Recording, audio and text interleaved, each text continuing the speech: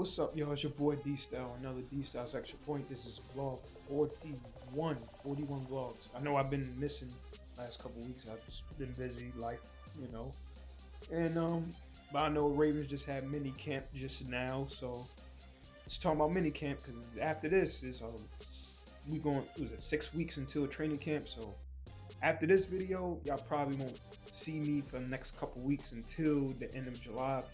When training camp starts, that's when you probably see me do another vlog. Unless it's something I want to talk about that I see that I really want to talk about or whatever. But until then, I'm just gonna y'all probably won't see me do vlogs until training camp in late July. And it'll be a whole year of me when I first started doing Ravens vlogs a year ago. So you'll probably see me then, the next vlog after this one. So, and plus my birthday, July 20th. So, a lot going on this summer. But other than that, let's get to it. Mini camp for the Baltimore Ravens. I'm gonna start with Kyle Hamilton. Kyle Hamilton was talking about. I'm reading off my notes. He was talking about his new DBs coach, Mike Mickens, the one from Notre Dame that he had for his first, I think his last 2 years when Kyle Hamilton was at Notre Dame. He was just talking about how great of a coach he is. Like, he's like a really detailed coaching technique for his DBs, not just an installer, just install I guess part of game plan and installing what the safeties and stuff and corners whoever got to do. But he was saying like how detailed he is. He said, and he was saying before how a lot of DB coaches is not as detailed and technique like that anyway, but he is. So he said he think it's going to really help them, and he loves it. And he's basically saying that, and how Lamar look. He said Lamar looks like a MVP. He said even when he get returned 30 next January, still like 2-time MVP. And he said Lamar he could still move. Like, he was still at Louisville. Last year he just had injuries, because our trash ass offensive line, but everybody know about that. But other than that, Lamar looked great. Kyle Hamilton said. And he said how Jesse Minter, our head coach, calling defense, how he said it's simple, is everything, like he said, is he believes in, Jesse Minter believes in the players he have, and he's like, man, he said the system is everything thought they think it is, and they just gotta, come with it now. So, the system is simpler and it's complex and in detail, and they putting all the players in positions basically for them to succeed. That's basically what Kyle Hamilton was saying overall, but that's all he was saying. And then Lamar, of course, talked with Minicamp. He's talking about how he likes the offense, how he likes being coached hard, how Declan Doyle's coaching him hard. Even Declan Doyle cursed him out on a naked boot. I think Lamar sounded like Lamar's supposed to keep it, and he ended up pitching it by mistake, and he cussed out Lamar, telling him what the F you doing. So he said, but he said he kind of not used to it, but he said he likes that. He likes that he getting coached hard, and Declan Doyle's getting on everybody, not just because you a pro or you this and that, the third. He likes it, and Lamar loves it, man. And he said then he loves the system, how the system is with the the system, the new system, how it's so detail oriented, how Declan Doyle designing it is his creativity, how he's going to call the plays. And he says this is going to be a very explosive offense, very explosive. And there's no carryover from Monken's offense, because remember, Todd Monken came in 23. We still use some of Greg Roman's, some of his plays to, that was comfortable with Lamar and some of the players. But he said this time this is all Declan Doyle. There's nothing from the old system that Tom Monken had, was more of a spread system.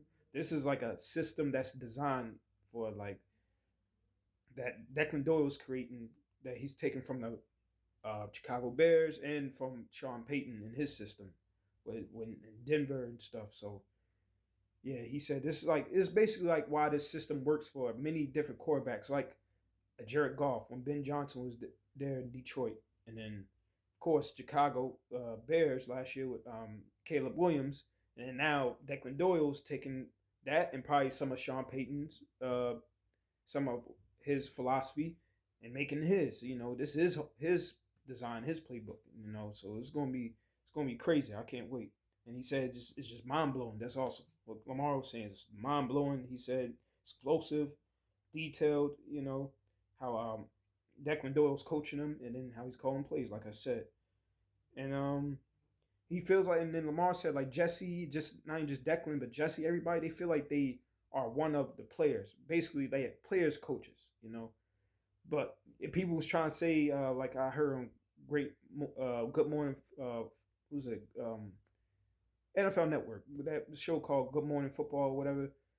I think it was Monte Teo saying, "Oh, it could be a good or bad thing because players can take advantage of the coaches." I don't think it's nothing like that. I don't think Jesse Mentor like he's demanding of what he does, of what he wants, but he's just taking a approach of he's more of a calm coach. He's more of calm and confident, and he wants the team to be confident. And like he said, be your best when your best is needed. That's the whole thing with Jesse Mentor that we didn't get from Harbs. So I'm glad Lamar and the players feels like that about the coaches. It's just fresh and new, and they love it. So then speaking of Jesse Mentor saying that it's a balanced competition with the center position, Danny Pinter and Javon Gwen basically battling out for the starting center job. And then Corey Bullock, he's dealing with injury. That's why he wasn't in minicamp. There was a couple players I wasn't in minicamp, and they kind of held him out. Some of them held out for minor injuries. Some of them held out maybe just so they can get ready for a training camp, which is actually a good thing that I kind of look at it as like that's a great thing because you're not trying to overwork your veterans. So the veterans is getting ready for training camp, and I like that Jesse's doing that, and yeah, and of course Tyler Loop he talked about his missed kick in Pittsburgh, and he said he's putting them behind him. He still feel confident, and he said he's gonna get better, and he said after he went through that, his loved ones, everybody, made sure he was okay, and he said he was okay, and he just moved on. He had a rookie season. It was a hard season. He had an up and down season. He had a good, but then he had some bad. He was a rookie, but he said he would get better. I've been hearing he's been more consistent in minicamp, how they challenging him. So even the last minicamp practice, he had to hit a 40-yard field goal for the team to not have, I think, after practice meetings. And if he hit the field goal, they don't have to have the meetings. I think Jesse Mentor made it for them for Tyler Loop to make that field goal, so they won't have to have meetings. And he made it, and they say he's getting better. They said really only missed like 1 or 2 field goals, 60-yarder, and I think maybe just 1 field goal. But he said he's been hitting them consistently so far in OTAs and what is it called, in minicamp. So that's a great thing. And then so he said he's just moving on. He's going to get better. We just got to give him a chance. He was a rookie. I know everybody was on him. I was on him too. Like, yo, you need to make your field goals, and maybe coaching, a change of coaching, especially having co-cap Anthony Levine coaching him better than maybe the last special teams coach. We're going to see definite better results. So I can't wait for that. And Calais Campbell. Calais was talking about how he's, will definitely be his last year playing. He's going to retire after this, but he plays. The reason why he still plays at a high levels so he can play like he still wants a job, just in case if he decides not to retire. So that's why people always wants to still sign Calais Campbell as a defensive lineman, even though he's older. But he's, he can still play. He had 6.5 sacks. That would have been our leading sacker last year on the Ravens. That's how bad we couldn't even pass rush. so So we need Calais Campbell, and I'm glad he's happy to be back. His main reason is because Anthony Weaver. Him and Anthony Weaver is like this. Remember, he was here. He was here when Anthony Weaver was coaching here, and he was with Anthony Weaver in Miami as a defensive coordinator. So him and Anthony Weaver, our defensive coordinator, they tight. So that's why he came back, and then he said he likes Jesse, he likes the system. He said, man, he can't wait. He said this system is really gonna work for the defense, and he said he likes it. And he was saying how he said he loves how he see Travis Jones and some of the guys that was here, Broderick and Washington and like Madubuike, Nnamdi Madubuike, how much they grown since the last time he was there, probably like 3 years ago, 4 years ago.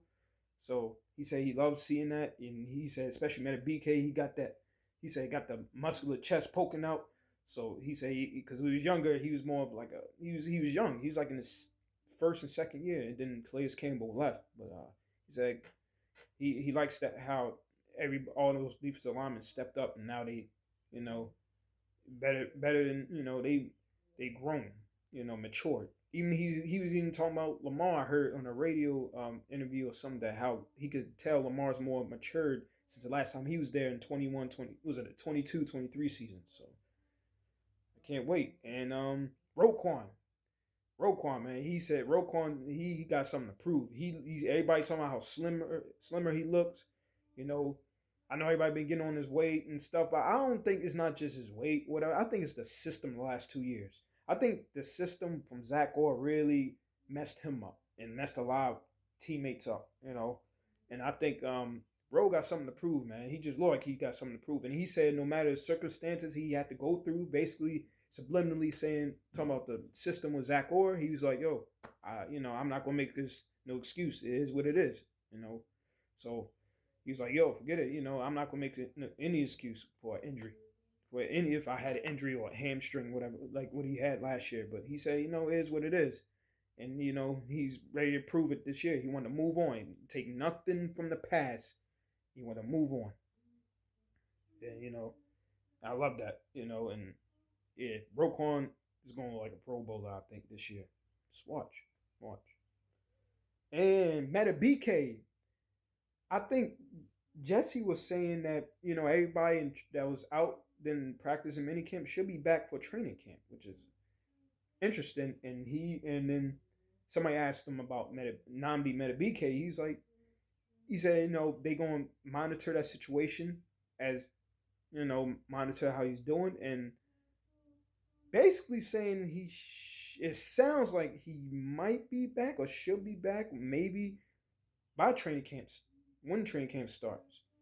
Because they said Madubuike been in the facility working out, doing things, especially after that scary neck injury, and he had a small surgery weeks ago. I think it was it last month?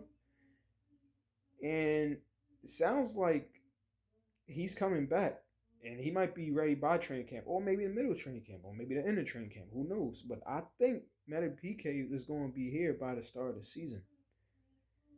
And if we get Nnamdi Madubuike this season, beginning of the season, as our defensive tackle, with Trey Hendrickson, Zion Young from YN University, as I like to call him, Mike Green, his second year, Tavis Robinson, then Calais Campbell, the veteran. Then you can't forget John Jenkins, another veteran, Broderick Washington, Fub, Aeneas Peoples.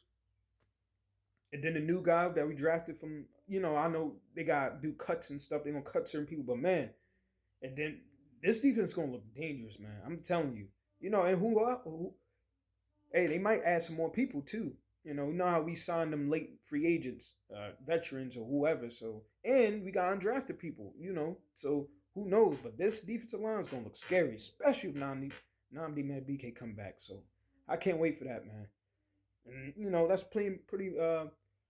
that's pretty much it for minicamp, minicamp 2026 for the Ravens. So other than that, like I said, catch y'all next vlog, probably late July when training camp starts. probably won't see me for next couple weeks. It's 6 weeks basically until training camp starts. Unless something pops up or some news or anything that I want to talk about or something that's going on with the Ravens, something interesting. But this is like the slowest part of the season right now. So plus summer starts this Sunday. So summer solstice coming up. My birthday coming up in July 20th. So a lot of things going on, and I see y'all then, this D-Styles vlog, D-Styles Extrapoint VLOG41. I see y'all late July. Maybe if nothing else comes up.